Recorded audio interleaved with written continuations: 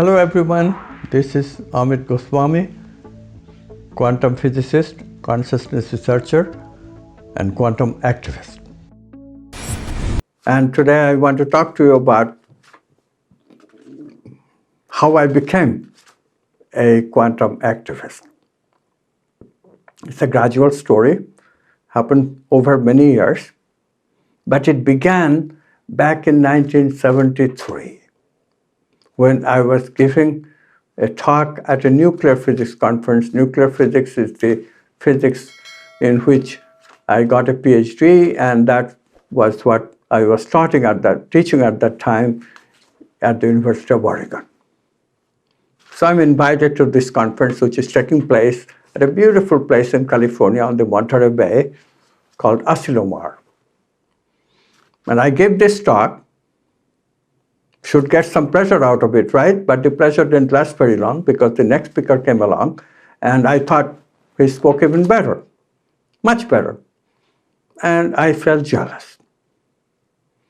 One by one, the speakers came in the morning, in the afternoon. It seemed to me they're all giving better talks, they're getting more attention, and I'm not getting any.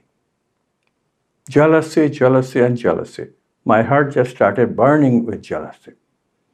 In the evening, invited to a party with the others, but there also jealousy came back in another form.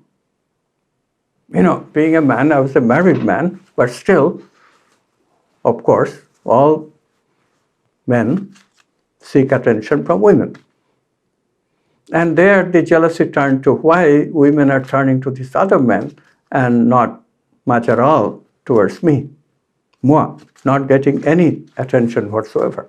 More jealousy, more jealousy, more jealousy.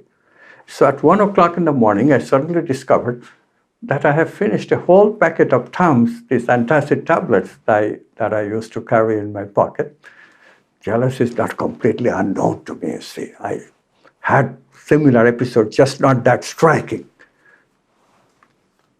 Anyway, I got disgusted. Now what to do? Even my blanket is gone. My security blanket, the antacids. So I go outside. Outside it's beautiful. It's Monterey Bay, the ocean air, the cool breeze falls on my face, and suddenly a thought comes. Why do I live this way? Why do I live this way? And I knew the meaning of the words. Why do I live this unintegrated way in which my life and the profession that I do are completely split, completely separate? Nuclear physics means nothing to people's life. Today, much of what the academia studies means nothing to the world outside. Nothing. And this creates a separateness between how we make our living and how we actually live. This separateness takes us further and further away from the unity which brings satisfaction, which brings wholeness to life. Okay, I did not discover all that immediately, but I knew that I have to change. I have to integrate the way I live and the way I make my living. I have to find what I called happy physics at that time. Happy physics.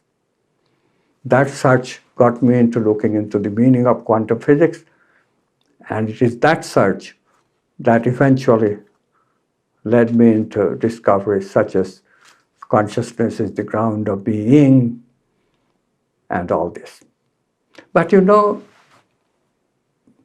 I discovered consciousness is the ground of all being in 1985. I wrote a paper and a book that was published in 1989 and 1993 respectively. And then in 2007 or so, you know, by that time I have appeared in the famous film, What the Bleep Do We Know? And I'm a little bit quote unquote famous. But even then I'm asking myself, but the worldview is still the same. People just don't understand quantum physics. People just don't know what quantum physics means, although the word quantum you find everywhere, but people are misusing it. Nobody understanding the real import of quantum worldview, that it really talks about consciousness, that really talks about another domain of reality, transcending the space and time domain, where all these divisions in our life and livelihood exist, where we don't see meaning anymore, we process information. Because we don't understand that quantum physics has changed our worldview forever. The world is not based on matter moving in space and time. The world is based on consciousness. And who will bring that message to the world unless we all become activists? So that's how I became a quantum activist. Quantum activist uses quantum principles to think, to live, and make a living. Quantum principles like what? Non-locality. Everything is connected by oneness. Signal-less communication. Discontinuity. We can take quantum leaps of creativity. And relationships don't have to be hierarchical. Man superior to woman, rich people superior to poor people, not that way. It can be done in a circular hierarchy, which we call tangled hierarchy. So this equality of people that is part of our democratic principle, but we don't follow it. We have to bring that back, and we can bring that back best if we make it part of our worldview, and quantum physics is telling us that it is so. This is why we have to become activists and bring this import of the quantum worldview in our life, in our thinking, and how we make our livelihood. Quantum activism.